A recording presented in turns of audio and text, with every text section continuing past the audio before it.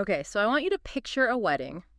You know, the first dance, the lights are low, all the guests are watching, and there's just this huge expectation in the air. The movie moment. Right. The movie moment, you're waiting for the big sweep, the perfect dip, all of that. The moment you paid a lot of money for dance lessons to nail. Exactly. You want the big lift. But in this story we're getting into today, that did not happen.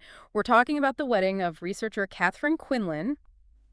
She's Black, her husband is white, and the rhythm just wasn't there. It was awkward. Totally awkward. She actually says, she whispered to him right there on the floor, "Just hold me really close so nobody sees we don't know what we're doing." Oh, I think we've all felt that. That panic where you just want to hide in plain sight because what's happening is not what was supposed to happen. Yes, that universal cringe. Yeah. But this is where the story gets really interesting. Later on, the DJ plays this one song, and it has this super intense drop.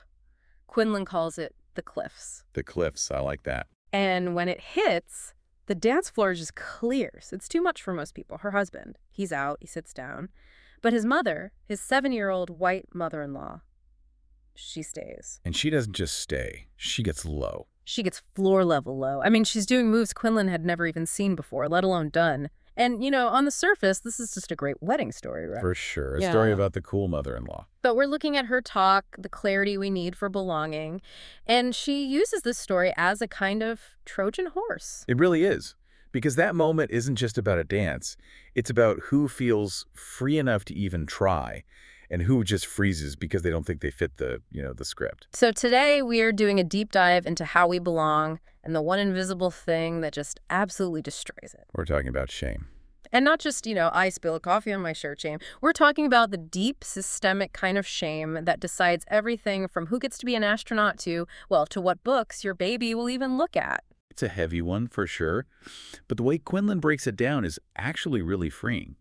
We have her talk, her research, and she comes at this as a science education researcher, which is a really unique lens. So our mission today is to figure out, how does a clumsy wedding dance connect to a baby rejecting a book?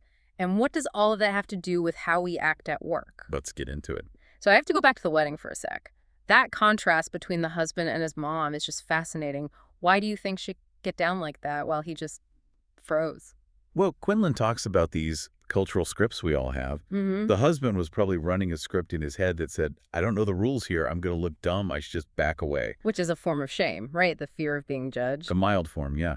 But his mother, she clearly wasn't running that script. She had clarity. She was just in the moment, in the music. Which is the goal, I guess, to not be constantly policing your own behavior out of fear. But then Quinlan's research pivots from the dance floor to the nursery, and this is where it gets, frankly, a little startling. All right, so let's fast forward. Quinlan and her husband have a son. He's mixed race, black and white. And as an educator, she's super intentional about his development. She makes a rule. A tough rule. A very tough rule. No TV until he's 5. Wow. In this day and age, that's a huge ask. No screens at all. A massive commitment. It meant that pretty much all of his stories, all his culture, came from books. Yeah. They're reading all the time. Her husband is making up stories. It sounds like this perfect, curated environment. There's just always a bud. There was a glitch. Yeah. She starts to actually analyze the content, the stories.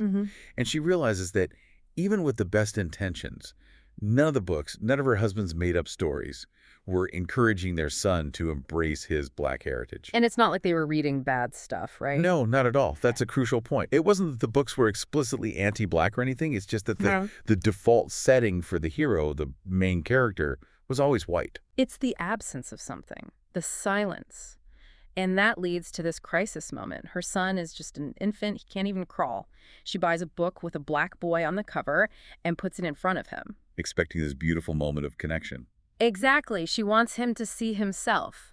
And he pushes it away. And keeps pushing it away. She said her heart just sank. I mean, can you imagine? She's watching her son reject an image that looks like him, and by extension, an image that looks like her. She starts asking herself, is he rejecting me? And that's such a human reaction, right? Any parent would feel that. Yeah. But this is where Quinlan, the scientist, takes over from Quinlan, the mom. She stepped back and looked at the cognitive science.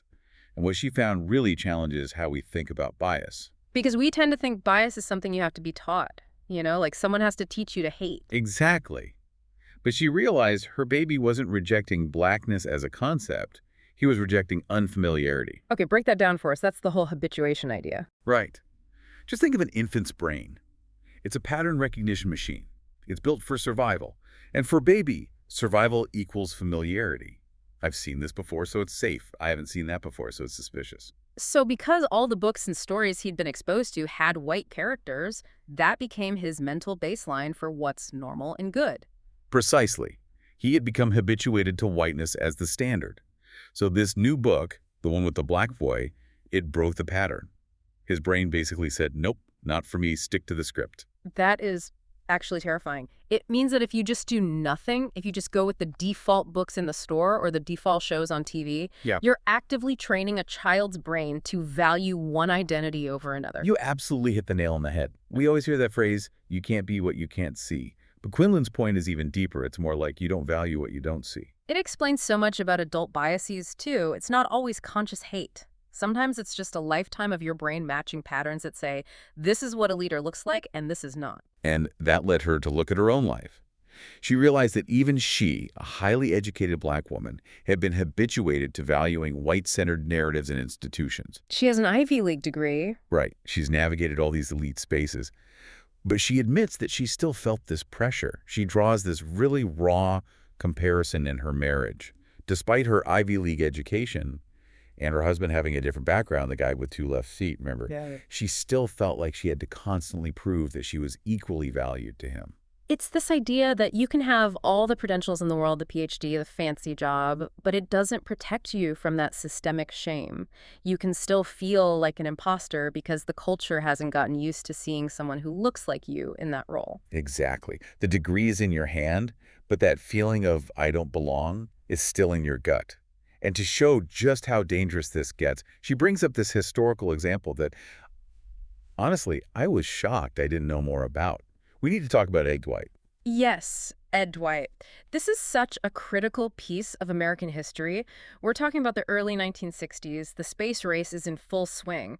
And Ed Dwight was the first African-American man selected to train as an astronaut. And we need to be clear here. This wasn't some kind of token hire, the way a cynic might frame it now. This guy was the real deal. Oh, absolutely. He was an Air Force test pilot. And if you know anything about that era, being a test pilot was maybe the most high-skill, high-risk job on the entire planet. You had to be brilliant, physically perfect, nerves of steel. He passed every single test they threw at him. The G-forces, the simulators, the academics. By every objective measure, he was qualified. But he never went to space. No, he was pushed out. And Quinlan focuses on how they did it because it is a perfect chilling case study in how to use shame as a weapon. They gave him a nickname. They called him a Kennedy boy. A Kennedy boy. It sounds almost harmless, doesn't it? Like teacher's pet or something. But it was so much more damaging than that. It was designed to completely strip him of his accomplishments. By calling him a Kennedy boy, what they were saying was, you're not here because you're a great pilot. You're here because the president wants a black guy in the program for political reasons. That's just devastating. It completely erases all of his work, all of his skill. It reframes his entire achievement as a handout. And that is the core mechanism of shaming. You shift the story from, I earned my place here, to, I'm an intruder who was let in through a side door. And it wasn't just a name.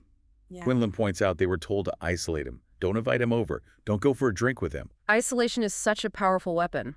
It's the ultimate one. We're social animals. Being shunned is a biological threat. The goal was to break him down psychologically so that he would just quit, and they wouldn't have to officially fire him. Well, it worked. He never made it to space. But Quinlan connects this story from the 60s directly to today's workplace. She says that Kennedy boy label is still around. It absolutely is. It just has new names. Today it sounds more like, oh, she only got that job because of the diversity initiative, or he's just here to check a box. It's the same exact playbook. Attribute someone's success to anything other than their actual merit. And the result is the same. When people feel that shame, that suspicion that they're just a token, they start to pull back from their own accomplishments. Quinlan says people will literally shrink themselves. What does that look like, to shrink yourself? You stop talking in meetings. Yeah. You downplay your achievements. Yeah. You try to become invisible so you don't draw any more negative attention. It's a survival tactic, but it means you stop bringing your full self to your work. Yeah. You stop belonging, and you just start surviving. And that's the tragedy. The organization loses the talent, and the person loses their sense of self. It's a lose-lose. Oh, can we just flip this for a second? We've talked about the person being shamed, like Ed Dwight. Yeah. What about the people doing the shaming, the other pilots? Right. Are they just evil? Well, this is where Quinlan's analysis gets really insightful. She argues that shaming is a cycle. The people doing the shaming are usually acting out of their own insecurity, their own fear. They're just trying to conform to a script. So the other pilots were maybe afraid that if they accepted Ed Dwight, they'd lose their own status in the group, or they were just repeating what they thought an astronaut was supposed to believe. Exactly. It's a closed loop. If I put you down, I reinforce my own membership in the in-group. But it's a fragile kind of belonging. If your sense of belonging depends on excluding someone else, you're not actually secure at all. You're just a gatekeeper. Which brings us to the part of her deep dive that is maybe the scariest. We think we leave this stuff at the office, But Quinlan says that ripple effect of shame, it follows you right home. This part of her talk really hits hard, I think, for anyone who lives with other people. She describes this scene in her kitchen. It's just a normal, stressful day. And she says something sharp to her husband, a criticism or a snap. We've all done that. The dishwasher's loaded wrong, the day was long, you snap. Right. But her husband absorbs that little bit of shame, that feeling of being criticized. Instead of processing it, he just turns and snaps at their son. He passes the hot potato. Exactly. And their son, who's at the bottom of that power dynamic, just storms off. Yeah. And it happens in, 5 seconds. But because she studies this stuff, she saw the whole chain reaction. She realized, oh, I started that. That is a huge moment of self-awareness. It's so easy to just blame the kid for storming off. Hey, don't be disrespectful. But she stopped and asked, where did that energy even come from? And she realized kids are modeling our behavior. Yeah. If we use shame to discipline them, or if we shame our partners, we are teaching them that shaming is just how you deal with things. We're teaching them that power is about making other people feel small. And if a kid internalizes that shame, if they feel like they are fundamentally bad instead of just someone who did something wrong, they're way more likely to lash out. It's the classic playground bully story. The bully is usually the one carrying the most shame. So you have this massive feedback loop. Systemic shame in society makes people feel stressed and undervalued. They bring that stress home. They snap at their family. The kids learn to snap. And suddenly, nobody feels like they belong anywhere. And that is Quinlan's central point. You cannot have real belonging if you're holding on to shame or if you're shaming other people. She keeps using this word clarity, the clarity we need for belonging. What does she mean by that exactly? She means emotional clarity. It's about learning to separate what's happening now from all the stuff that happened in the past. Yeah. She asks us to think about a time we overreacted. A coworker uses the wrong font, and you feel this rage that is way out of proportion. Oh, yeah. Or someone cuts you off in traffic and you want to follow them for 3 blocks. Right. Quinlan says that rage isn't about the font or the traffic. It's about the pileup. It's all the little moments of shame you absorbed over years from teachers, family, bosses. And when you don't have clarity on that, you just unload it all in the present moment. So you're not actually mad at your intern. You're mad at your 3rd grade teacher who embarrassed you in front of the class. Exactly. We're all walking around with these invisible backpacks full of unresolved shame. And when we accidentally bump into each other, they explode. Bumping backpacks. I like that. So how do we take them off? Because Quinlan says her family is much happier now. Her son is described by others as happy, open, and kind. How did they actually break the cycle? They started to identify the shame. They did the work. They stopped just reacting and started analyzing, just like she did with the baby in the book. And she gives the audience, and by extension all of us, a specific exercise to try. This isn't just theory. No, and I think it's worth actually trying this, or at least just pausing and thinking about it. Okay, lay it out for us. What's the assignment? First, think of something you felt ashamed of recently. Or, if that's too hard, think of a time you got really angry. Because anger is often just a bodyguard for shame. Precisely. So once you have that moment, ask yourself, what was so shaming about that situation? Did I feel stupid? Did I feel dismissed?